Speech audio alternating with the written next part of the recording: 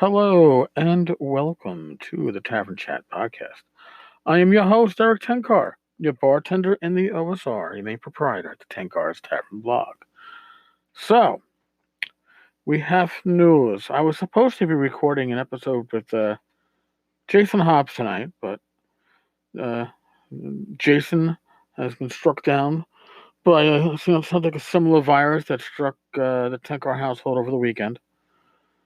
So instead, I am going to answer the questions that I'll be answering all the designers and makers.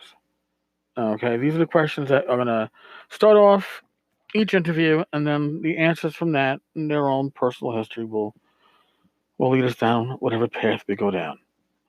But these are the five questions I'm going to be asking everybody that's on the other side of this mic table, virtual table. I don't know, whatever the fuck. In any case, the first question: tell us about your first RPG experience. Well, I'm going to tell you my first RPG experience was my friend Kenny running me through a one-on-one adventure. Uh, we sat on the floor of his bedroom, and I remember my fighter Cyrus. I can only think he was named to the Cyrus fans, and that's really scary. My fighter Cyrus kicked skeleton ass, and at the end of the session, Kenny had to call a friend because Kenny only had the Dungeon Master's Guide, and we needed to call a friend to find out if I had leveled somebody who owned the player's handbook. But I was hooked. That's all I needed. I was hooked. I borrowed that DMG from him a few weeks later and read it cover to cover, and oh my. So yeah, if you want to know who bit me with the bug, that was my friend Kenny. What is your go-to RPG system and why? Well, my go-to system during my first incarnation of gaming, my actual old days of gaming, was AD&D 1E, which then became AD&D 2E. I never played Basic Expert or White Box back in the day. I think I bought a copy of the Moldvay rules, maybe, at a discount store where the cover had been like cut out and notched because they were technically destroyed. I got my copy for like $4, but I never played it. It was for children. Here I am, 12, 13. You play advanced. The kids play basic. How much I've changed since then. Today my go-to game is Swords and Wizardry. Any of its flavors, whether it's light, continua light, complete, core, white box. I just like how Swords and Wizardry takes those classic rules, makes them very digestible, puts them into a format that I don't have to keep flipping through the book to find out what I need to run a game. So, back in the day, AD&D. Today, Swords and Wizardry. Races as class, or race as class. Yay or nay?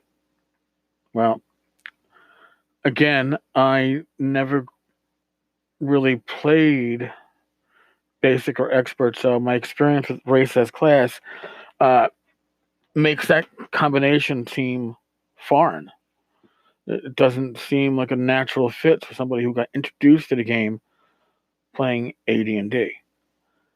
That being said, one of my favorite rule sets for old school gaming is Adventure Conqueror King system, Axe. But although they have race as class, these are unique classes. I mean, they really feel like they're tailored to the race. It isn't just, well, all dwarves are fighters, or all elves are fighter magic users, and all halflings are, well, actually, Did they ever put in halflings in acts? I remember that was a whole big thing when they were crowdfunding. No halflings! Kind of like that no gnomes shit that Wizards of the Coast tried for a bit. But in any case, so the way Axe handles it is the way I would do it. If I was going to do race as class, I would make racial classes as opposed to just race as class. I know it's not really a firm. It's a wishy-washy answer, isn't it? Yeah, I know. Tough. Where do you stand on save or die? Well, I think I've discussed this on a recent episode. I don't like save or die. I think it takes a lot of the enjoyment out of the hands of players if you can just kill them with one die roll. I don't see it. I don't feel comfortable with it. Not saying that if you change that save or die to save or take a shitload of damage that will most likely kill even a healthy character of your level, and even if you save, you're going to take a shitload of damage that still might kill a healthy character of your level. That's fine, but it's not just one die roll that is condemning that character. All right, maybe condemning is too strong a word, but as a side note, I've never been one that's been big on resurrection or raise dead spells in my campaign. So generally speaking, if a player character dies or a character dies in a campaign, they stay dead. Very rare exceptions. So save or die doesn't fit that type of campaign as well as it might fit a campaign where resurrection and raise dead spells are much more common. And finally, the last question that they will be asked: what would the teenage you think if they could see what you would accomplish in the hobby by this point in your life?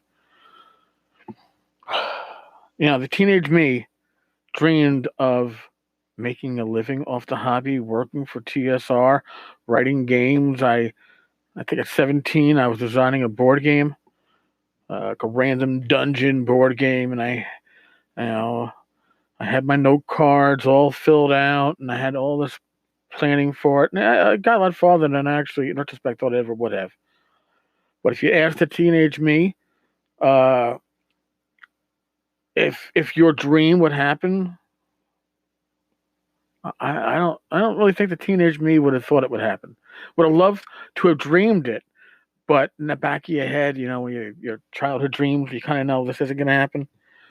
Yeah, I kind of knew it wasn't going to happen, and in a way, it did, right? But just that it took 25 years. Whereas I told my son, who was 25 and was bitching and complaining over the summertime, that he's 25 and his life is passing him by and he should be able to achieve his dreams. I told him when I was 25, my dream was still to be in the RPG industry, to be creating and be active in the hobby. And I told him it took me another 25 years to get there. It is what it is. And yeah, the teenage me would be floored to see this, where I'm at, and where I've gotten to. So look at that. I interviewed myself. Go figure that one out. Um, so if all goes well, I should be interviewing Bad Mike Battleotto tomorrow morning. I figure there's not a set length on these interview episodes, although I am going to guess they're going to last longer than the average episode. It's just what happens when you interact with two people. So pencil in 20 minutes for these episodes. We've got nearly 40 people on the sheet that I got to get to, and more being added. There's more that I need to reach out to. I'm really excited. I hope you're going to be excited to follow along. And I'm not going to be putting up 40 episodes in a row, even though there are days where I have like back to back to back to back to back interviews. You'll see one a week, sometimes two. And even at that rate, it probably means we're going to be about 4 or 5 months before we get them all posted up. But therein lies the fun, right? All right, so this is like episode 0 of Designers and Makers, the new series that's going to be part of the Tavern Chat podcast. Well, thank you, folks. Thank you for joining. Thank you for listening. I really do appreciate it. Stay safe. Be well. God bless. Roll those dice as you need them to be rolled. And I really can't stress enough. Stay healthy, man. Because, like I said, there's very virulent, very strong viruses going around right now. How about that? And none of us need to be sick. Shit. All right, folks. I will touch base with you all tomorrow. Later, later.